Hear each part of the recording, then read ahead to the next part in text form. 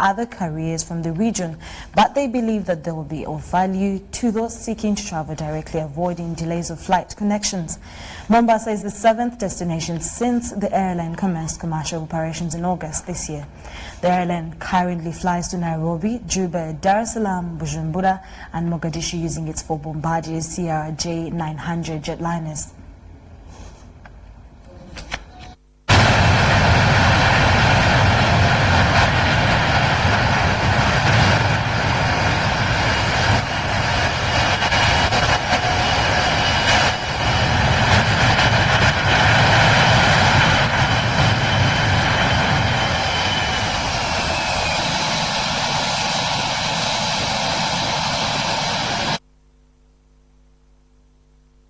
Beautiful change right there. Moving on from that, Parliament has directed stone quarrying cement factories in Bulambuli to halt the exercise with immediate effect. The directive follows an outcry from residents of Nabongo sub-county who claim the current floods in the area are a result of stone quarrying activities.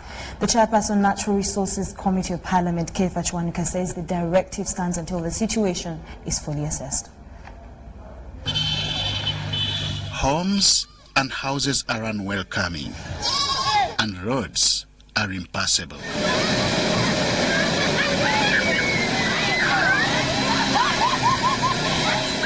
These are just some of the effects of the recent rains that left Nabongo sub-county in Bulambuli district overflooded.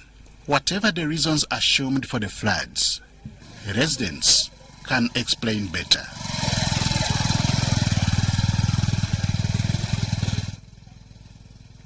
In the year 2014, when they started making stones for cement by Kampala Cement Factory, so they have caused a lot of problems for us. Immediately when they started quarrying that rock, we started experiencing wet floors in the house, and whenever we could dig pit latrines and rubbish pits, when we would experience water coming from the ground level. And also the maram pits, when they scooped the maram to build this road of Moroto and Kapchora Mbale roads, they left those maram pits unfilled, and when it rained, it has filled them. Now it has flooded many people's houses. This is the point of view held by most residents here at Nabongo sub-county in Bulambuli district, that stone quarrying and mining activities are responsible for the floods in the area. We have evidence that these people, Kampala Cement, they have written us an agreement. They have conceived that this is because of what? The floods. I don't know what assessment the environmental officer at the district did, because for me what I hear, these people were compromised. After being compromised, they went and sat back. Now they start saying there is no effect of Simba Cement or Toro Cement or which other factor which has caused this. But in actual sense, if you go up to the scene, evidence is seen. Some said the matter was being politicized to the disadvantage of residents. So I think this is the time for the government to make a reallocation. There is a Ministry of Disaster and Preparedness. Let them come and see what is happening here. Unlike today, when the water has turned into a nightmare, invading homes and agricultural farms. Before 2014, Bulambuli district was reported a comfortable, water-friendly place. So, when the Kefa Chwanuka-led Parliamentary Committee on Natural Resources embarked on a fact-finding mission, it beamed a ray of hope on these residents. Akati kwekyo tujja kusaba abannema n'ebitongole ebirala ebivunaanyizibwa ku bintu ebyo, waliwo license gye balina okubawa. Tujja kubasaba batutegeeze babadde babalondoola batya okulaba biki bye bakola mu kitundu kino.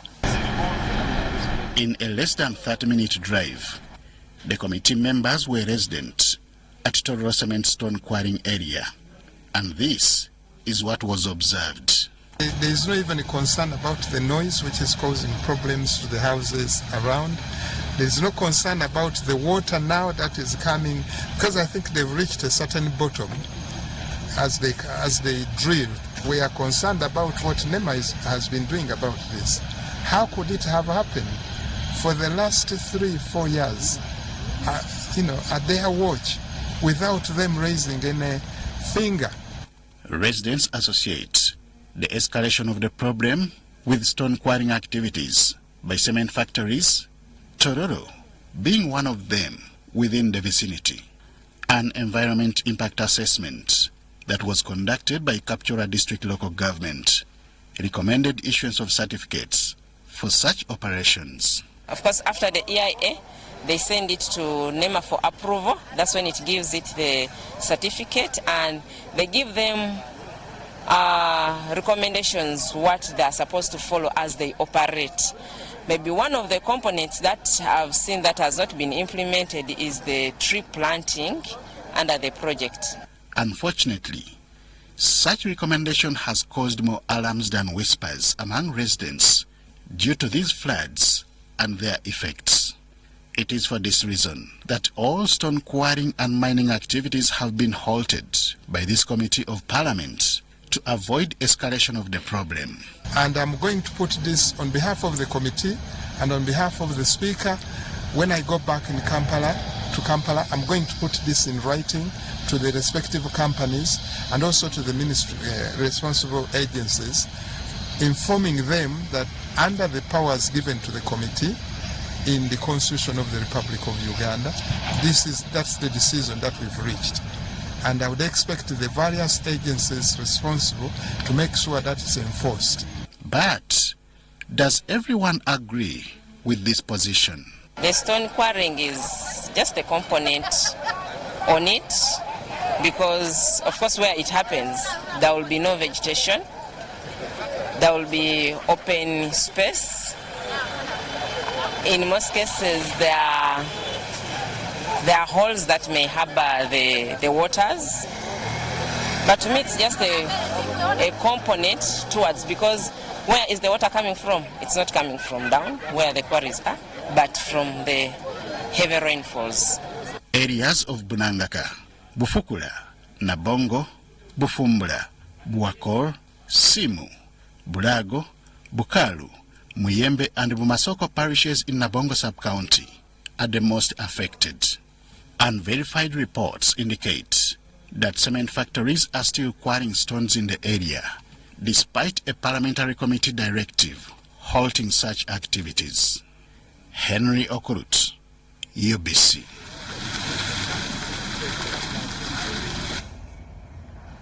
Thank you, Henry Okurut, for those updates. The National Organization of Trade Unions and the Central Organization of Free Trade Unions are against the idea of using workers' savings to settle pensioners' arrears of about $2.5 billion.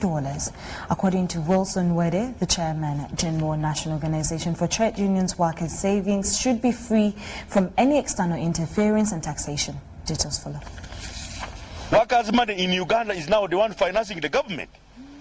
The National Organization of Trade Unions, NOTU, and the Central Organization of Free Trade Unions, COFTU, are opposed to the diversion of workers' money to settle pensioners' arrears. Somebody like that. You look at and Kasaija. These are the people. All these people who want to grab our money are not even the savers. Yes, ministries don't save with Kasaija save with money? They are not savers. Asha Wilson Owere, the chairman general NOTU, says they have information about a move to divert about $2.5 billion workers' savings, which does not tally with their aspirations. It is a curse. Anybody who has touched workers' money has faced it rough. Even your grandchildren will face it if you ever take our money.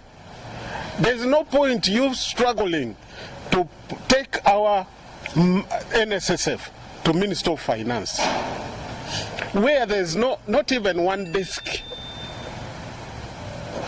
They don't even know what social security is all about. So we are very, very, very passionate. We are monitoring. The workers' body singled out key government officials behind the push to deplete NSSF resources. This is in addition to pointing out some irregularities in the appointment of the NSSF Board of Directors and the pension sector regulator, UBRA. Minister of Finance appoints the managing director of the regulatory fund and also appoints the board. He goes ahead and appoints the managing director of National Social Security Fund and also appoints the board. Where is separation? In the recent NSSF members meeting, the chairman board of directors NSSF, Patrick Biabakama, appeared to set the ground rules in government's business dealings with the entity.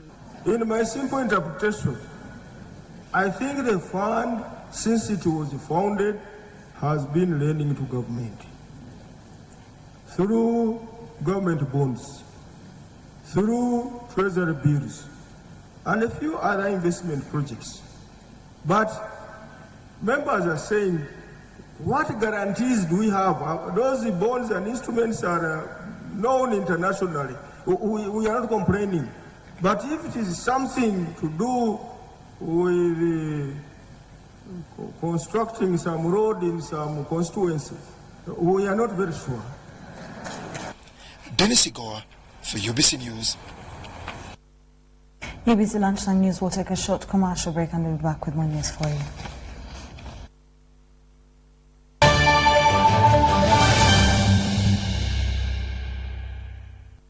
Introducing the new itel P15 smartphone with free 1GB Airtel data every month for 3 months. Enjoy unique features like the big memory, 4000 mAh big battery, 5-inch HD screen, and the fingerprint sensor. Dial *175*9# to activate free 1GB Airtel data every month for 3 months. Get yours at the nearest itel branded shop.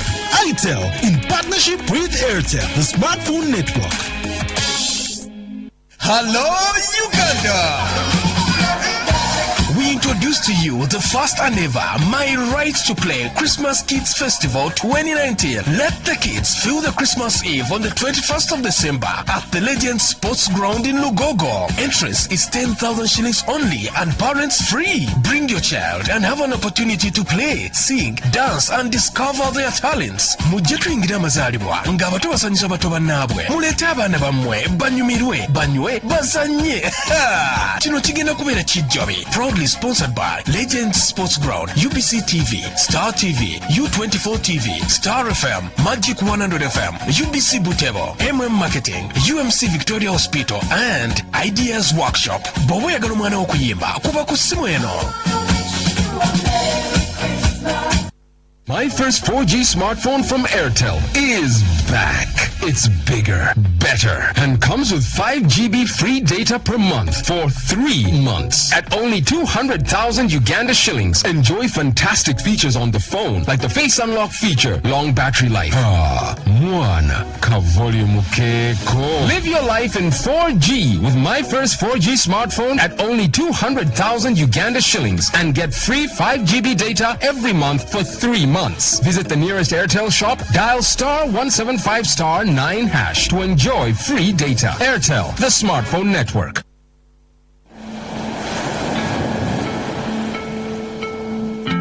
It does not matter whether you ask for it or not. Life is a journey. Twala zino adi master omugambe endala tujja zireeta wakirikala akulinda okola ebibuuzo. Whoever is met on the way can mean something to humanity. Tunatuuka kukola. She didn't dictate a life ahead of her.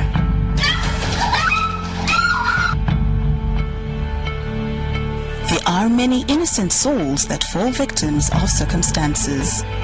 Omwana oyo yajjawo ebirowoozo by'ekiralo mbwagenda akunoonye katiraba. Wabula baba bamutwala e Kampala simanyi kyenja kukola kuba simanyi Kampala. Give a shoulder if you can. Struggling faces coming soon.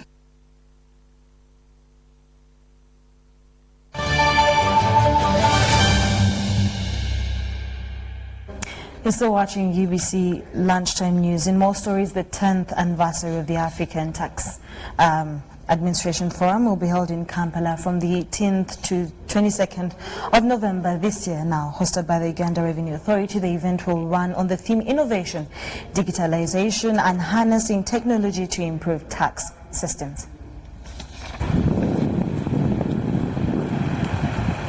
We've created African experts for African tax challenges, because as many of you may be aware, is that Africa, on the global trend, has its unique problems for tax purposes, and therefore, because ATAF is a thought leader on African matters, it has sat down and come through with solutions that have helped us.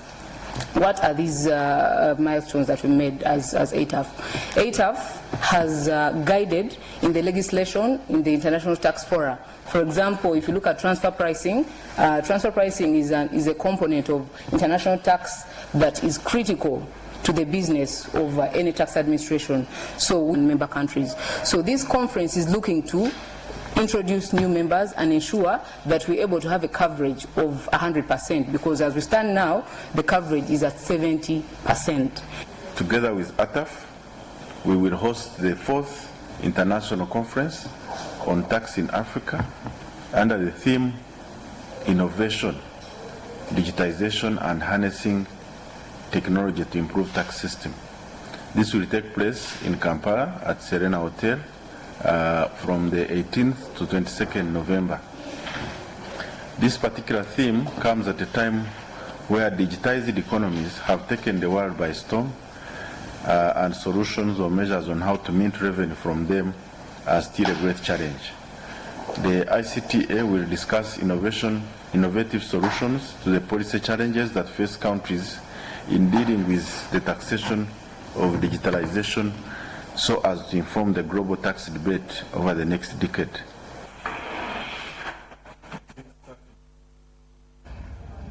Moving on from that, Barclays Bank of Uganda Limited has completed legal name change to Absa Bank Uganda Limited.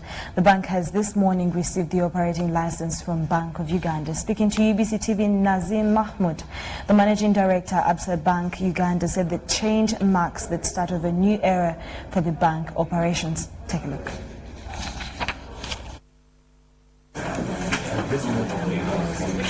From an existing services perspective, there's not much that will change, and the reason why we say that is because we don't want you to get concerned or worried that something is going to change and you will have to come to the branch again. Nothing of that sort. Actually, the transition, post the transition completion, which is today, there's a lot of emphasis on new technology, which is landing. Hopefully, our service, which is which has been some sense of concern for some customers that have raised to us. We are continuing to ensure that we continue to make that better. You will start seeing the colors, the vibrancy, the passion of service. So as we become a completely African organization, a lot of these changes are going to help us in embedding ourselves in Uganda. Okay, what are some of the technological changes that are being made as you become ABSA to make the customer experience more viable, more, Sure. So there's a lot of technology changes. So some of the changes you will be able to see, some of the changes you won't be able to see, but you'll be able to feel. So for example, we are changing a lot of our technology infrastructure, which has been dated, and we've been making some investments in the past, but some significant investment is now going in there. That will make our channels more stable, it will make our network more stable, and therefore our level of service we are expecting to improve considerably.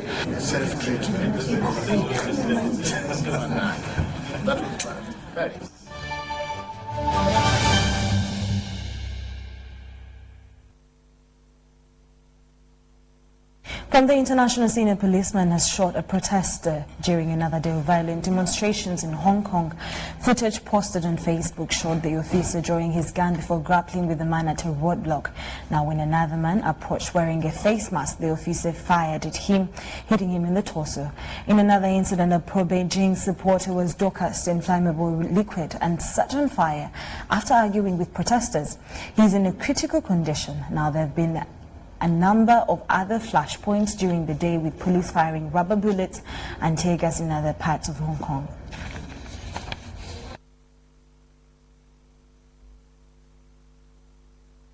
Moving on from that, 2 Australian states have declared a state of emergency as bushfires bring a catastrophic threat to heavily populated areas of the nation's east. At least 3 people are dead and thousands have been displaced by 3